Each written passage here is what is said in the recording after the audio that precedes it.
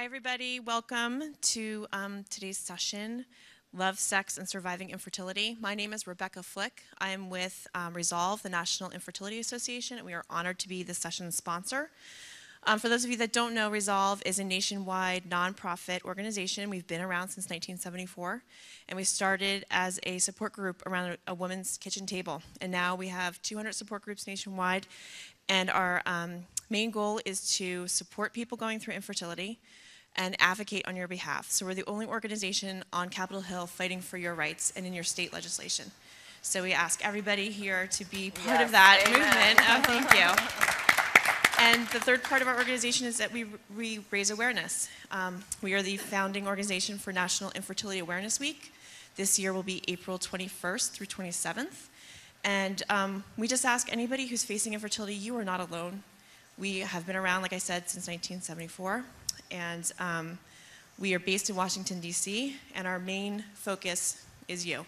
Going through this journey, whatever you need, we hopefully have the resources for you. And we are just a really great community of people helping each other. So I'm excited. This topic is really perfect for Resolve to be sponsoring. So much, I had my own infertility journey, and you kind of lose yourself sometimes when you're going through this. And so I think we have a great panel that can kind of remind you not to lose yourself, not to lose, that passion or the whole reason why you two are together to become parents. So with that, I'm going to turn it to our moderator, Stacie. Thank you. Thank you so much, Rebecca. Thank you again for all of you for being here, and also I want to shout out to the partners, to the men, to the brothers, uncles, etc., who are here with women. I appreciate it, and you should be honored as well. Let's see. I'm supposed to talk a little bit about my fertility journey. I met my husband, Chris, when I was 40. We met online. That's right. It works. If I can find him online, y'all can get pregnant. So within the first 2 years, we experienced 3 natural pregnancies, 3 miscarriages, 3 DNCs, a fibroid surgery, and a third wheel, which I like to call the F word, fertility. So it's kind of funny because I recently wrote a piece for the Huffington Post, and I called it "Romancing Infertility," and I said that my previous sex life was like, you had like freedom warrior sex, which is like you have it anywhere, any place, no rules, elevator, whatever. And then as soon as you kind of like get introduced to like infertility or fertility, it's like you get the plain card. It's like the coffee card. It's white. It's like, and you get punches, but after 10 treatments, you don't get like a free IVF or free IUI or anything like that. So, and then my husband said, "Oh, it made it sound like we had just like the worst sex." It wasn't that. It's just that you have scheduled sex when you're having fertility. So it's just a different color of sex. It's not like that anymore. I need to say that out loud, or else I'll not be able to come home tonight. But anyway, by the way, the clock is not working, so if you want to put that on, that would be awesome. And then, so anyway, so the bottom line is that after our little journey, after my fibroid was removed, we had a successful IUI on the first try, and I have a beautiful, beautiful son who is healthy and thriving, Milo, and I feel really fortunate. And just FYI, doesn't guarantee a path to perfect sex life after, because you now have a baby to boot, right? So I want to introduce our panel today. First and foremost, we have Susan Pinsky, who is an IVF advocate. She's a devoted wife to Dr. Drew, who you might know, and she's a proud mother of triplets, and she's my hero. We also have Greg Wolfe, who is the author of How to Make Love to a Plastic Cup, a must-have for anyone who is going through fertility. I read the book, and it's perfect for men and women. And then we also have Alice Crisci, who is a social entrepreneur, published author. She's the founder of Fertile Action, which is a nonprofit for fertile women who are touched by cancer. Welcome to all of you. We're going to start off and just kind of let each of you take a little bit of time to talk about how you're connected to fertility and a little bit about your story and so forth. So let's start with you, Alice. Hello, thank you so much for coming. I was diagnosed with cancer 5 years ago. So my journey actually to parenthood and this topic of love, sex, and fertility started the day that I was diagnosed, where my world literally paused. And kind of flash forward, I had a double mastectomy. And for those of you who don't know, when you have a double mastectomy, a lot of times they also remove your nipples.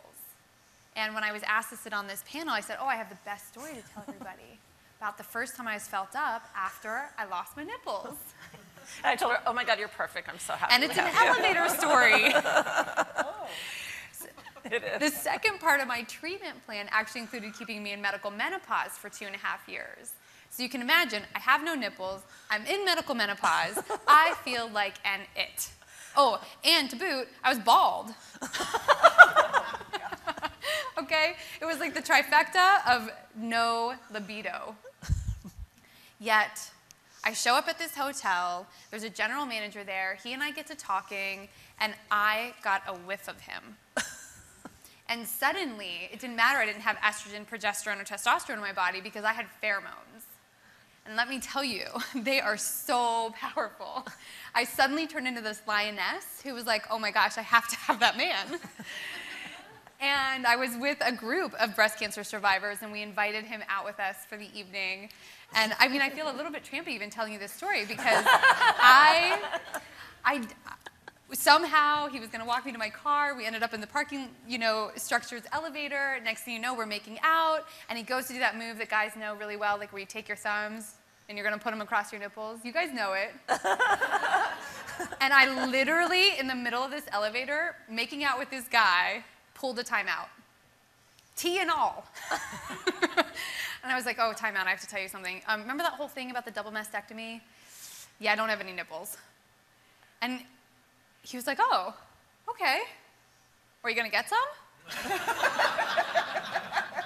And I said, yes, eventually, I will get some. And just like any other normal guy, he starts making out with me again. Yes. Wasn't bothered by it at all. That was an incredible experience, and it really taught me a lot about my sexuality, which was, that there's so many ways, I think, throughout even the infertility journey to kind of be stimulated and be aroused that is so important for kind of the mind, body, and soul experience, and to not lose that. And I was so blessed going through my cancer journey that I was able to preserve my fertility in advance. So I was able to freeze 14 embryos with a sperm donor, which adds a whole nother layer to the dating conversation. And I also had 11 eggs unfertilized. And I met my husband about 1.5 years ago. I think it's been 18 months, and we recently got married. And we are doing a frozen embryo transfer this Wednesday. Woo. So that is my short story path to why I'm on this panel. And I'll hopefully tell you more funny things throughout our session. And Greg. Oh, I have to follow that. Oh. Okay.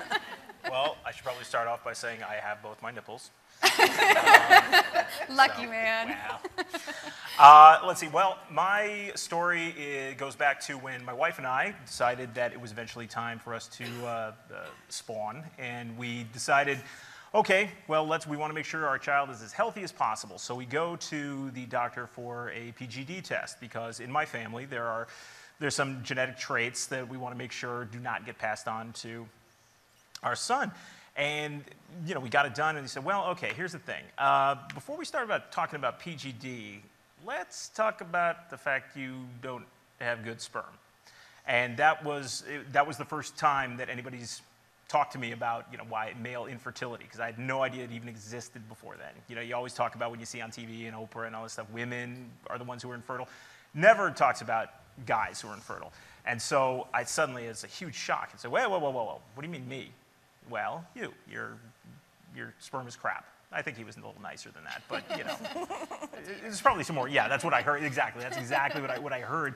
It's like, yeah, okay, well, and it took me a little while that's a big blow to your manhood because I always say there's two things that guys are genetically pre-programmed to do: kill spiders and have kids. And so, I actually scoot spiders out because I'm a nice guy. And the reason I do it is because I think if there's ever like some sort of nuclear holocaust or something and there's spiders mutate, I'd expect the same kind of niceness from them. So it's just a thing that I do. But anyway, so I was like, what? I'm a guy and I can't. It's going to be really hard to have a child now. And we ended up going through 4 rounds of IVF, and then, before then we did, various other things, injections and whatnot. And so going through all this, I kept looking for stuff for guys, meaning anything telling me about male infertility. And yeah, there were some parts in some of the ladies' books where it was saying, hey, guys, you have a penis. Thank you. And then move on to the next chapter. There's really nothing for guys. There's very few. We don't go online. We don't talk about it in sports bars. That's not something we do. So it's like, it was a big thing for me. So we ended up getting through it, and we are the parents of a beautiful 4-year-old boy. But going through that and going through all of those steps, and I felt kind of alone. I mean, except for Julie, obviously my beautiful wife, Julie. We were together, and I think that's the most important thing, is that we were together.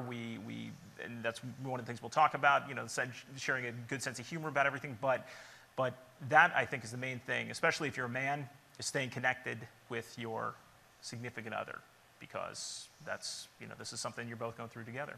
So that's basically why I'm here, because I have crap sperm. Thank you. Susan. I'm Susan Pinsky, and I am married to Dr. Drew Pinsky, have been for 21 years. I met him in 1984, and we dated for 7 years, and when we were married, found out that I had an issue with my fallopian tube. So we went in for an IVF, and right away, off the honeymoon ship, and literally ran in and signed up and had 2 rounds of IVF. The first one took. Unfortunately, it had to be removed because it didn't implant in the correct area of my uterus. It would have been a danger to the baby and myself. So it was a really disheartening time for me.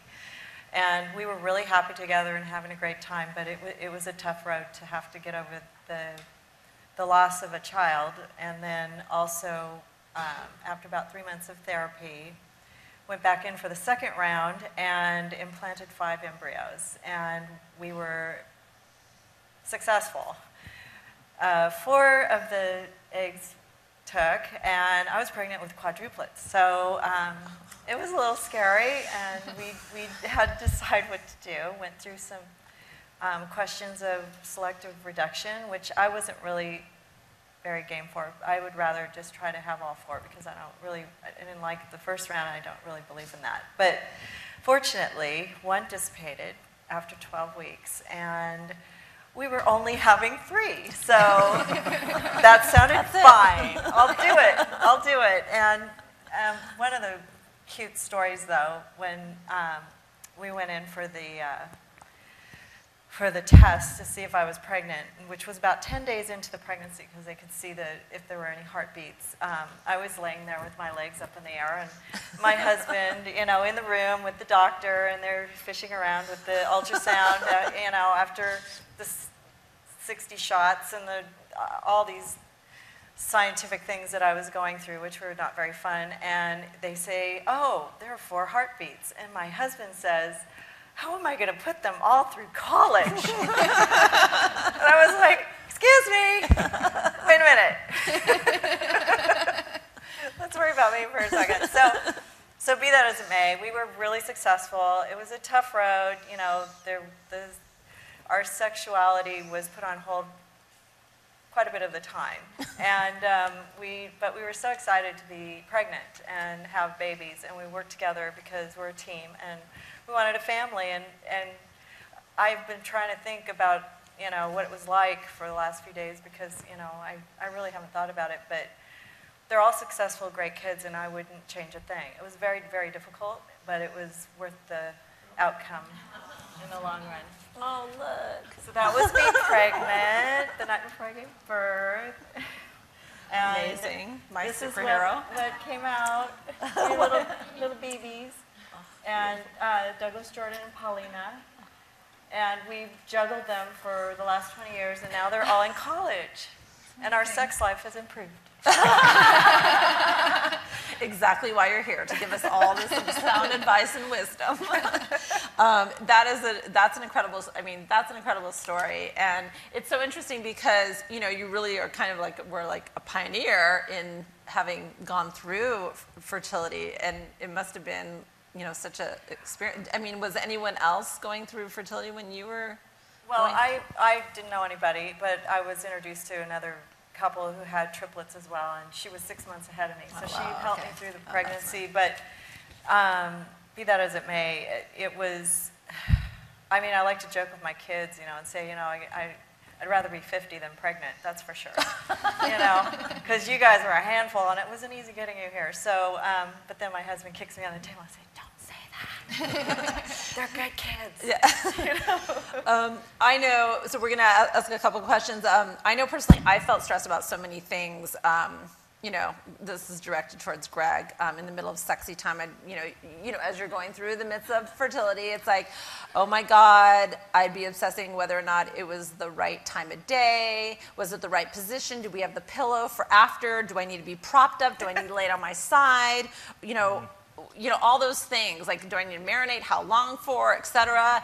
And it's like that gave me anxiety. And I mean, obviously women, we have so much anxiety because we have no control over what's happening to our body. But for you, I mean, for the men out there, it's just, what caused the most anxiety for you? Jeez, I think the whole thing, I think the lack of the control over all of it is what, because I mean, you're saying you don't have any control over your body, but then our minds go into, I mean, we don't really have a lot of control over our body either, starting at about 11. We don't really have that. So if obviously if we're stressed, if we're strained, whatever it may be, that's going to affect what's going on. And that, I mean, we're going into specifically, this isn't, when you say sexy time, yeah, it's sexy time, but it's sexy time. It's like, I kind of scheduled sexy time. Yeah, I mean, well, that's it. Like, in my mind, I kind of equate it to let's say you're baking a cake, right? Okay, you have to make sure everything is there in front of you. You need the flour and the eggs and the sugar and get everything all set up, and then you start making the cake. And you can modify the cake a little bit. You can throw in some chocolate chips, or you can, a little extra vanilla, or you can give a little spank on the ass or whatever. But in the end, you're still just baking a cake. And so that kind of goes into, for guys, that goes into the mind too. So when you're talking about marinating, it's like, okay, wait. And especially if you're the guy who's infertile or possibly infertile or whatever it may be, that you're thinking like, oh man, is this going to work? Is this going to work this time? And a lot of times things shut down, and so it becomes problematic unless you kind of go into it with a good sense of humor. I mean, it sounds kind of silly to say let's laugh and giggle about it and whatnot, but if you go into it knowing that you're giving it your best, you're giving it a shot, but it's not the end all be all. There's other ways to bake a cake. Right. Do like that. Alice, for you, what kind of emotional tolls did scheduled sex have on you and your partner, especially because I'm sure in the back of your mind you still had the cancer concern as well as the current infertility and timing and all of the other things that we women are concerned about? Well, one day he came home from work and we had been on the phone while he was driving home, and I must have said something about the cancer. And it had already been 4 years post-cancer, but I still was living under the cloud of cancer. And he came home and he grabbed me by the shoulders and he said, "Cancer's not happening right now." I was like, oh, you're right. And that freed me up in a very significant way. So we moved on to creating life at that point. And there weren't really... We didn't really know if I was going to have trouble naturally or not because I hadn't tried. We just knew that I had my insurance policy locked in, and I felt very attached to my embryos because even though I created them with donor sperm, I created them at a time in my life that I was facing a significant amount of darkness and a very long road to recovery because I was in treatment for over 3 years.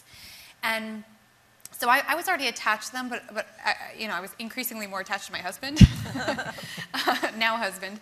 And so we did try, actually, even before we got married, we tried. And I had 4 chemical pregnancies. So for those of you that don't know, it's very early miscarriages, all right before we would have heard a heartbeat. And the first time was really devastating. But everybody kept saying, but this is great news because you can get pregnant. And I kept saying, yes, but if chemo destroyed the quality of my eggs, I'm never going to produce a live baby this way. So, you know, we went through all the testing, and I didn't have a fibroid. I had a polyp that had to be removed. And, you know, we did all the things that you're supposed to do. And I was peeing on my little LH surge sticks and, you know, getting very excited just even knowing that I was ovulating, because given my cancer history and what treatment I had been through, I was just like, woohoo, I can ovulate. Yeah.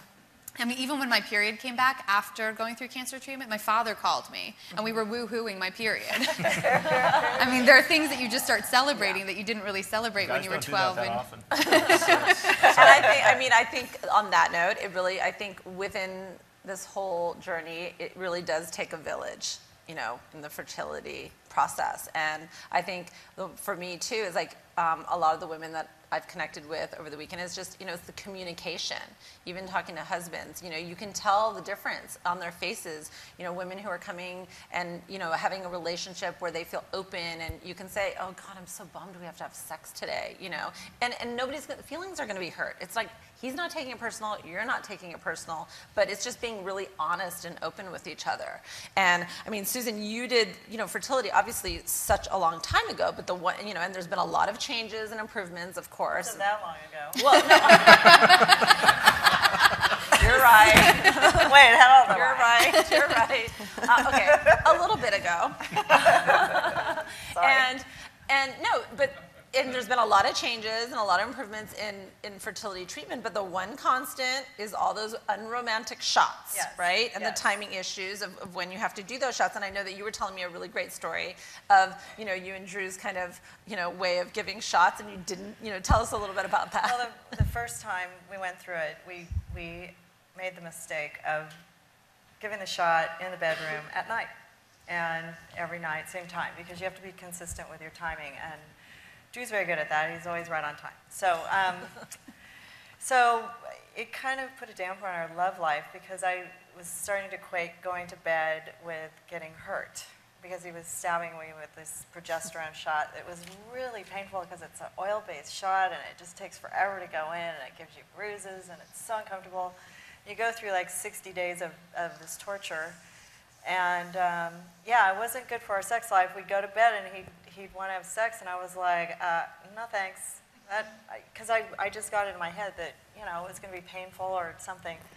So the next round, after some 3 months of therapy, we figured out that perhaps it would be smarter to do it in the morning, and when I was still asleep, so that I wouldn't see it coming. So. Thank you for clarifying that. Yeah, the shot. Not the sex, the shot. Can we repeat what you said, Dr. Drew? He said not the sex, the shots. While she was asleep. Yeah, well. The online audience will appreciate that, because I couldn't hear you. I mean, yeah, I'm always awake, okay? Just so everybody knows.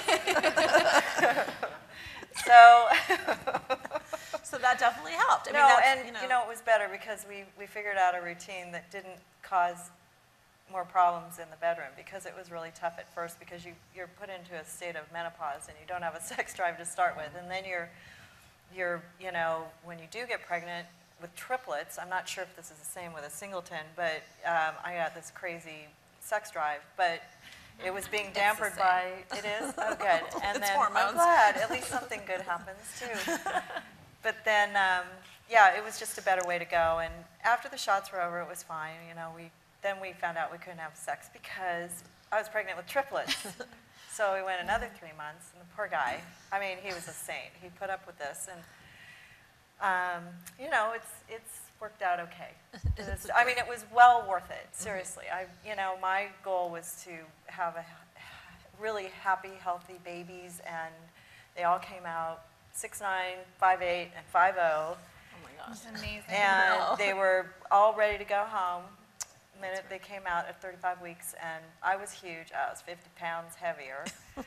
But, you know, it was worth it. But it's still, looking back, you know, for me, my plan was to get pregnant. And when we were trying to get pregnant before, having sex was great, because I had this fertility thing where I was going to try to get pregnant, and sex was great. But when I found out I wasn't fertile, and I was going through this, sex wasn't really as necessary. And I think a woman, sometimes we think, you know, that having sex equates with having babies. You know, I don't know, there's something about that in my mind, the way I look at things. But he was always very patient with me and held my hand and put up with me. And he's a great guy. So I mean, I'm lucky, and it's tough for the men. And I understand that now because, you know, I have a sex drive. And you know, I feel bad because it's a tough thing to go through. And, you know, I'm not an expert and I'm not a doctor, but I lived, and my kids are all doing really great, and they're all healthy and wonderful. And Such a testament that great everyone family, can and I experience. love them. And it was tough raising them and getting them into college, but you know, whatever, it was worth it. Doing It was it. worth it. Greg, so share some of the ways that, you know, I mean, I think for women, we naturally love to incubate and talk about the minutia of everything, and we'll share with our friends on the phone about, like, oh my God, X, Y, and Z.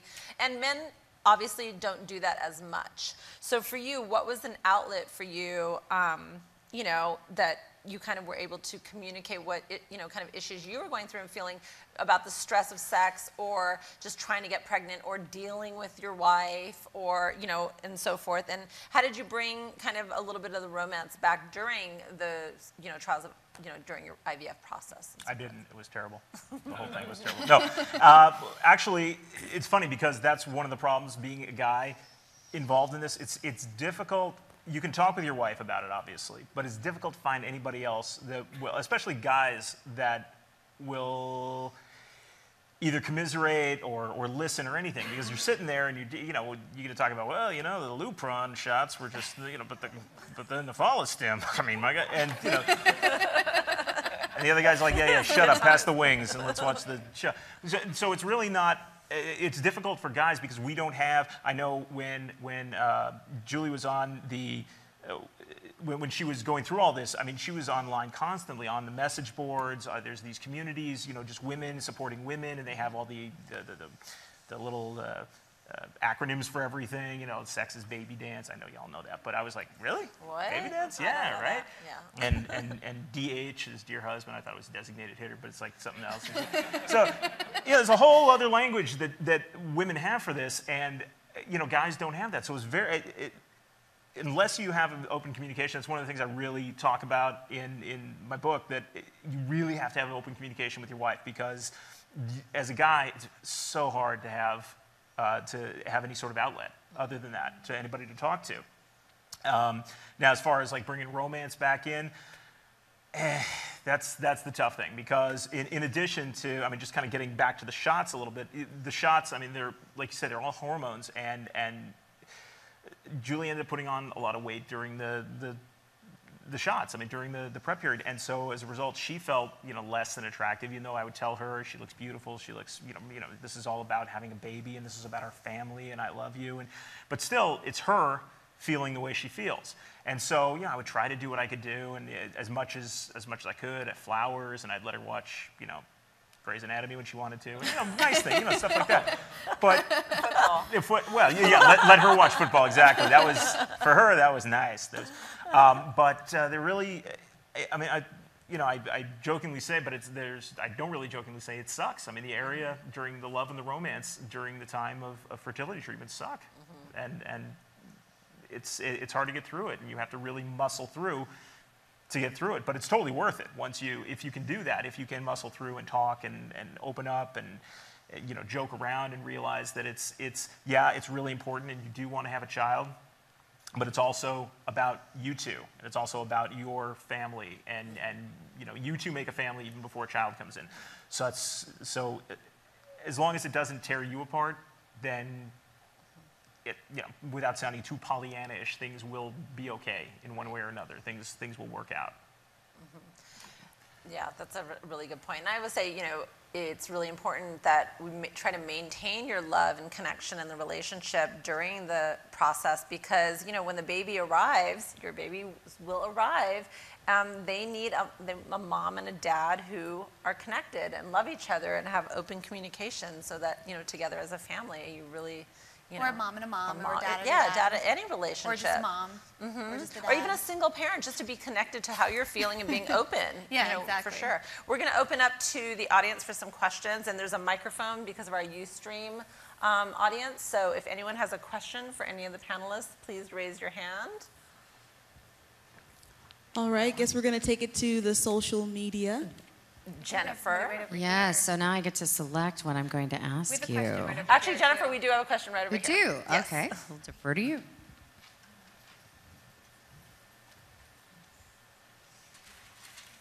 Sometimes people talk about taking vacations from fertility treatment, whether it's for stress reduction or for reconnecting with your partner, and I'm wondering if any of your experiences, you did that on purpose for any of those reasons, and if you did, how it affected your sex life or romantic life. Do you want to answer that? Well, I'm not a good candidate. I actually, we only took 3 months off. I mean, I'm sure we reconnected after the first try, and we did, you know, but we only had 3 months in between.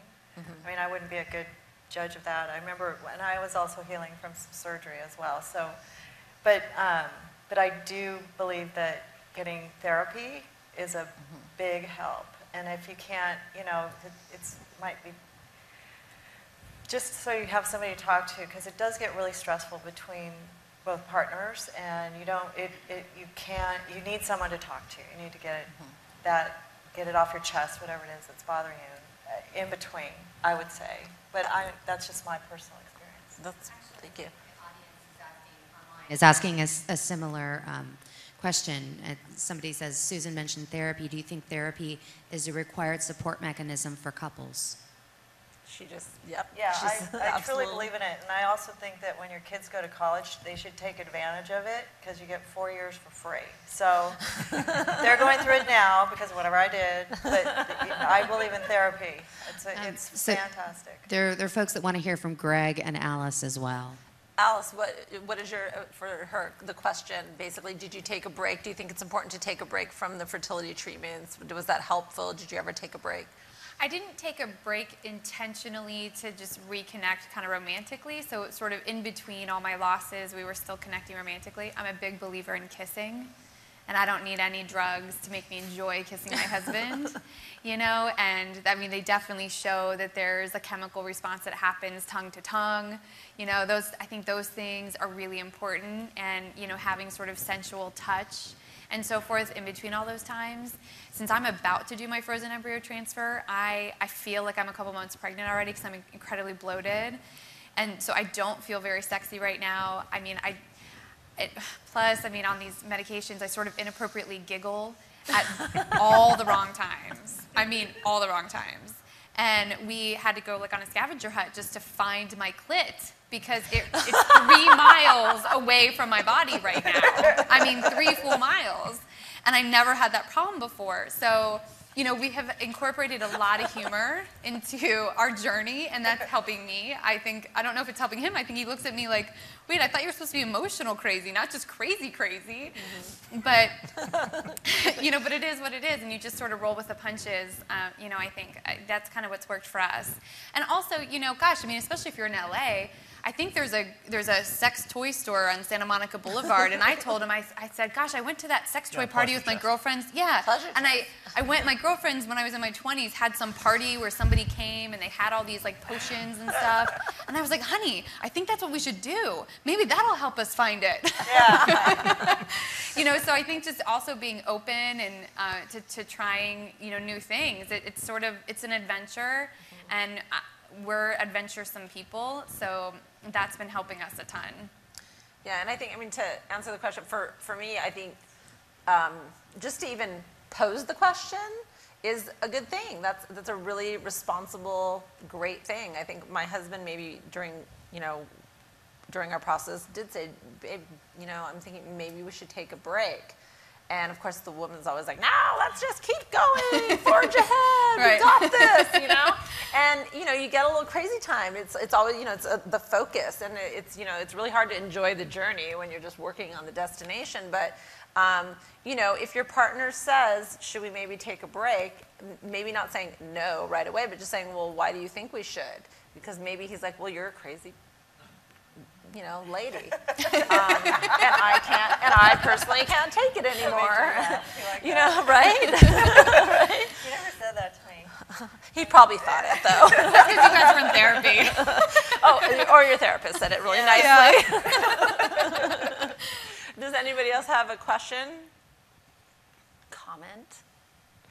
Jennifer? Yes. So it sounds like you have supportive partners.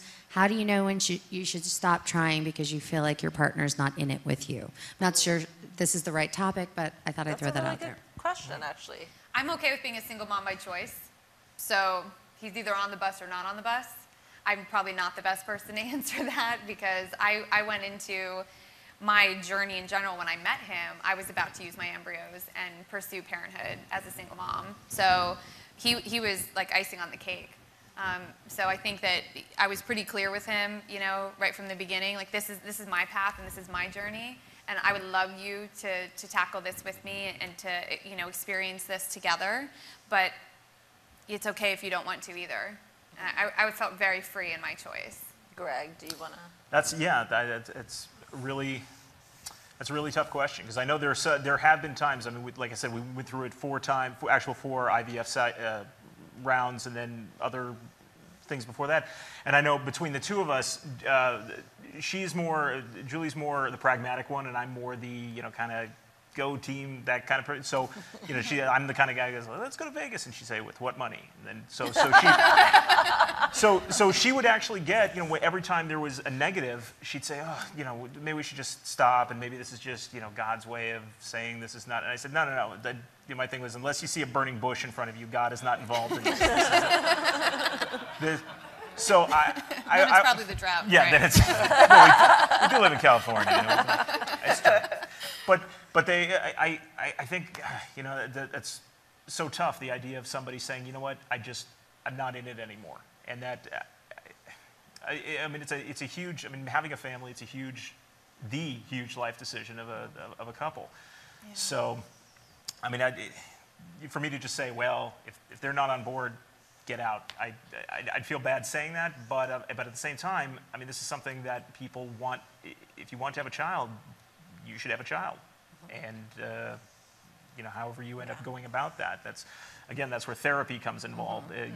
Gets involved. Actually, a lot. my therapist had gone through it 10 times. She Whoa. wasn't successful, and after I had to stop going to her because I got pregnant right away, and I felt really bad because it was so hard on her. Oh my gosh. She ended up getting pregnant though eventually, but I don't know how many times she did. It was just she kept going and going, and then she got a divorce like later. It's just like, oh my gosh, it's so tough on the family, and you have to. I think personally, that's where you need to be able to. I mean, if your therapist does it that many times and wants it that badly, I mean, it's just such a tough thing to decide when to stop if one person wants it and the other one doesn't. So, I think too, going into it actually where you have some kind of mile markers, like, okay, this is how much money we're willing to invest in this. This is how many times we're willing to go through this. And also, these are all the family planning options that we're open to. Because that was the other thing with me, is that there's so many decision points along the way. And I did go through a very, a grieving process when I considered that my current egg supply is no good. And I thought, well, if my husband's willing to use a sperm donor, I should be willing to use an egg donor. So then I kind of came around to that idea. There's so many different ways to have a family, the egg donor, the surrogate, the sperm donor, embryo donation, adoption. I'm okay with all those different options. We actually put in motion plans for adoption if it was our last round. We were saying this is going to be it. And if that doesn't work, then we are going for adoption. Because, in our mind, we were going to have a family. No matter how it was going to work, we were going to have a family. And that's what I say, too, is I just have known in my heart since I was diagnosed with cancer. And I think when you face your mortality in a way like that, your values get super clear to you really fast. And what I knew is that there are a couple little souls out there that are waiting for me to be their mom. And I don't have any idea, even now, how that match is going to happen. But I know that it will happen. And if I'm super blessed on Wednesday and these embryos, this round takes, fantastic. And if it doesn't, then I move on to the next thing. We have a question, another question right over here. Hi, Alice, your cancer and your fertility experiences are all interwoven. I've spoken about how cancer impacts intimacy and sexuality, but can you maybe speak about how your cancer has impacted how you deal with the issues of intimacy with your husband now? I don't recall how, if you had a partner while you were going through cancer treatment or all, but did you learn lessons then about how you present your physical, maladies at the time, or how you hint or do things that now you're using in your fertility experiences? Gosh, that is a really great question. Thank you for that question. Gosh, well, for starters, I'm scarred all over this body. And so when I was diagnosed with breast cancer, I was like a size 0 with a very, very flat chest. I had just, one of those very fast metabolism dancer bodies. And so I upgraded my boobs. I mean, that was the first good decision I made in terms of my own sense of sexuality. And it was a really good decision. And I had a phenomenal breast reconstructive surgeon out of Beverly Hills, Dr. Alice Crisci. And she did a great job. And she also reconstructed my nipples really beautifully. So in the dark, or if I'm wearing, a t-shirt with no bra, I work it, I'm like they're real, and I felt like right when I got the nipple reconstructed, the surgery done, and the girls remember this from Sex and the City, they have these like prosthetic little nipples that somebody on Sex and the City put on, and that's what I kind of felt like after the surgery, because your skin like pokes out really far, and then it retracts over time, and I knew it was going to retract, so I was working it. And now I have a very sort of specific thing. I mean, I do absolutely miss the nipple stimulation. I very much do. It's kind of the only thing in the post-cancer body that I miss. And so I always tell my husband, like, just grab them. Because the act of him grabbing them does something to me psychologically where I'm like, gosh, that's so hot. And it just makes me feel like a sexy, sensual woman. So, again, you have to kind of figure out what kind of works for you, but I give him a lot of positive reinforcement when he does that. Our husbands are like, yeah, I think I'm going to try that move tonight. Maybe.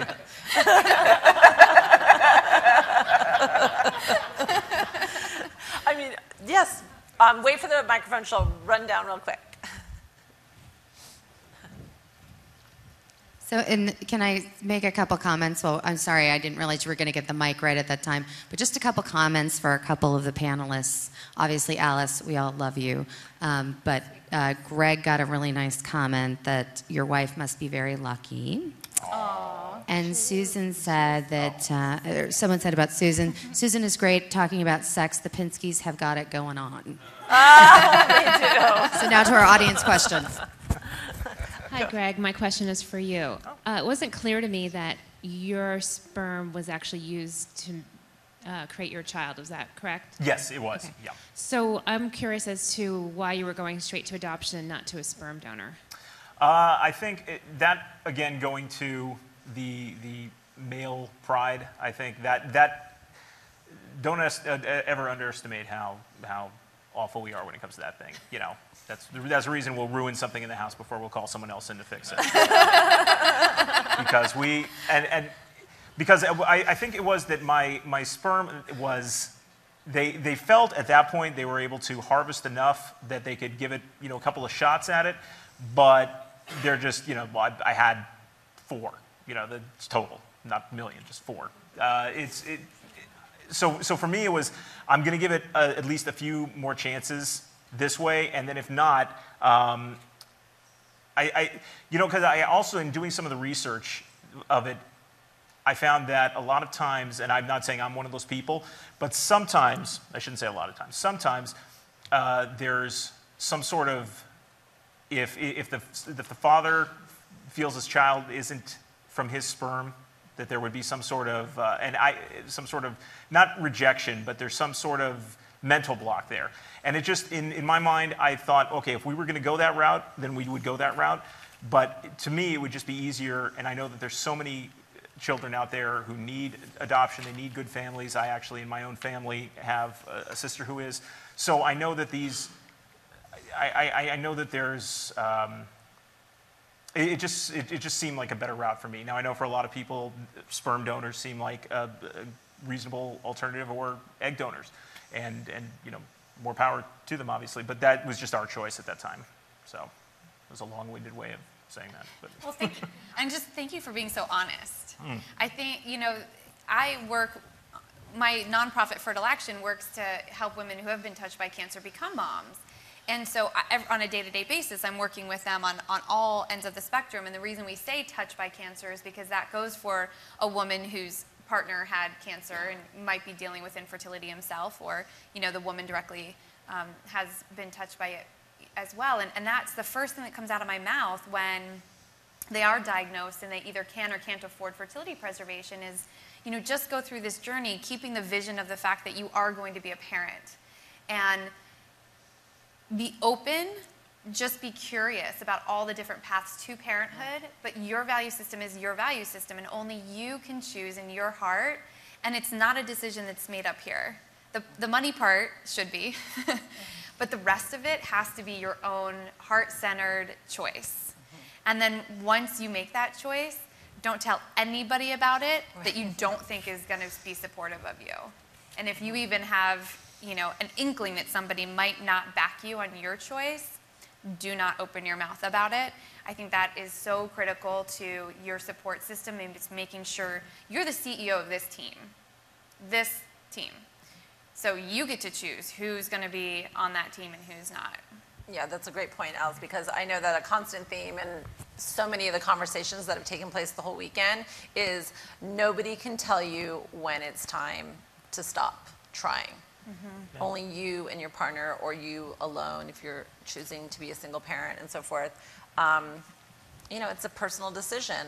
And there's so many, avenues and rights and lefts and turns and options and so forth. But again, it really is a personal choice. And, that's another struggle is just, reactions, that families will bring on and have, which has been really, a lot of people have been talking about, that's been a really hurtful part.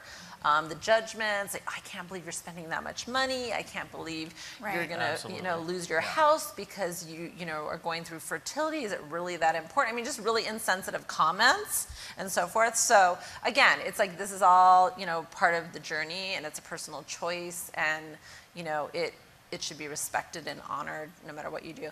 We have about 10 minutes left. Does anybody have a question, comment?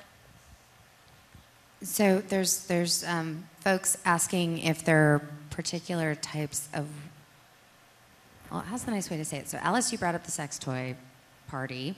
So people are asking about sex toys, things in the bedroom that don't harm the process of trying to have children around timed intercourse, but that could be integrated into the process. Is there anything that's unsafe? People asking different questions around toys and spicing it up. That is such a great question, and a very important one, because actually the majority of lubrications on the market are toxic to sperm. So yes, definitely. Yeah. Pre-seed is amazing. I do not get paid by Pre-seed, just FYI, but I did have to become very friendly with it. Yeah, so I think that's kind of the first big thing. They do have, on the female side for stimulation, it comes in this little tin. It's a little silver tin. It's about this big, and I don't know the name of it. But it's like, it almost looks like butter. It's like a stimulation butter. And it's definitely non-toxic. And it's a good clitoral stimulation. And actually, men can even use it for stimulation too. Now, if you have a cholesterol problem, do they have stimulation margarine too? Or is I don't know. I'm not really sure. Just checking. Yeah, they probably do have a light version.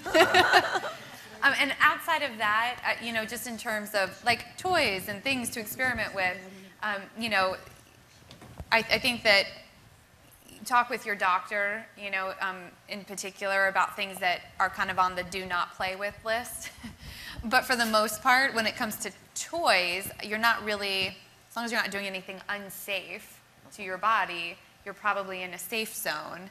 But that's the only really toxic thing, is just the lubrications. You have to do the right one. Alice, can you just repeat for people asking the one that wasn't toxic? Is it Pre-seed? Pre-seed. And how's that spelled?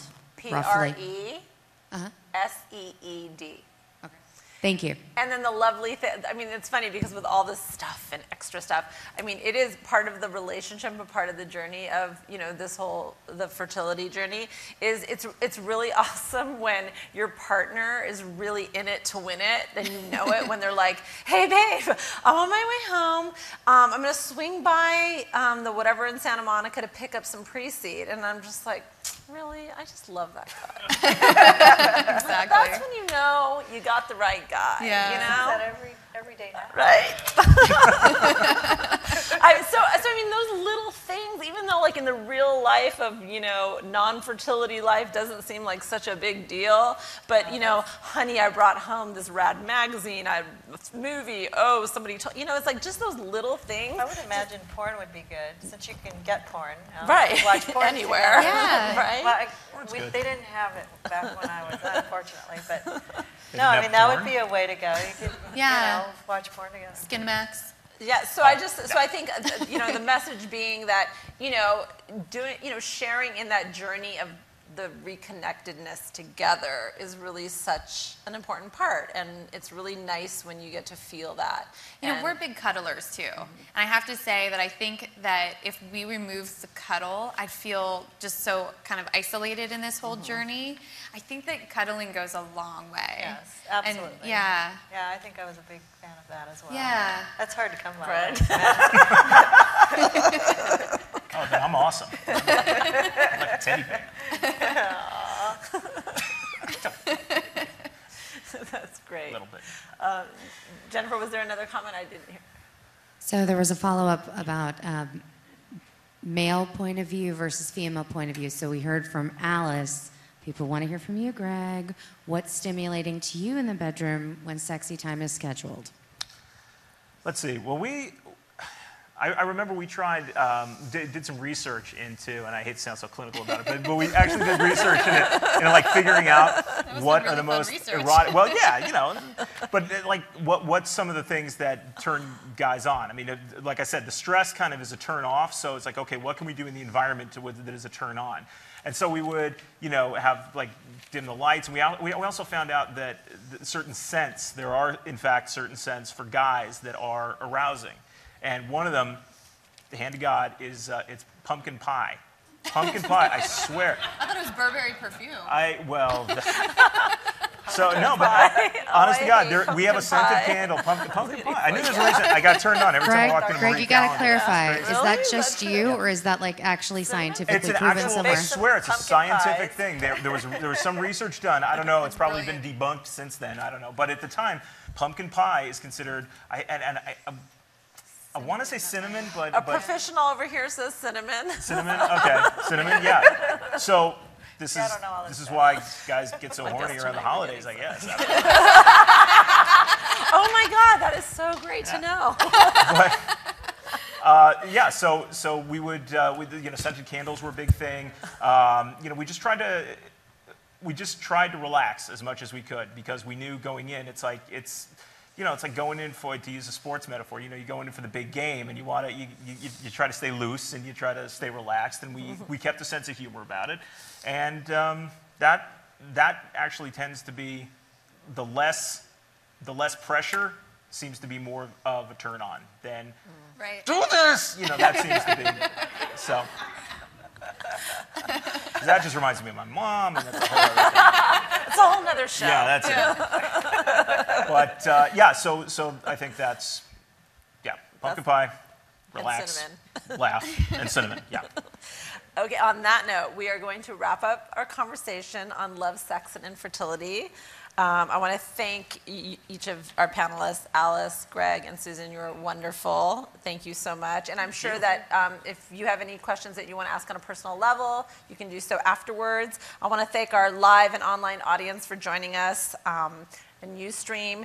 You can download all of the programs if you missed anything over the weekend online at fertilityplanit.com, and you can find all of our speaker info with their contact information as well. And you can also find any books and so forth at the table outside on your way out. And thank you, of course, to Ustream for recording all our programs this weekend. And thank you for being here, all of you. This was a great session. I'm Jennifer Neely, Digital Media Director, and I just want to thank all of you for being here at the conference. First year show, it's amazing to have the support. Rebecca, I want to thank you again from Resolve, an amazing organization that we should all take part of. Remind you all that all of this is available, as you said, on our website, and you can watch it all for free through tonight, so you should take advantage of that. It's $1.99 per session afterwards for unlimited number of views. Please share with your friends. Keep the dialogue going. Until next year, we will see you. Signing off from Fertility Planet #1. Thank you all.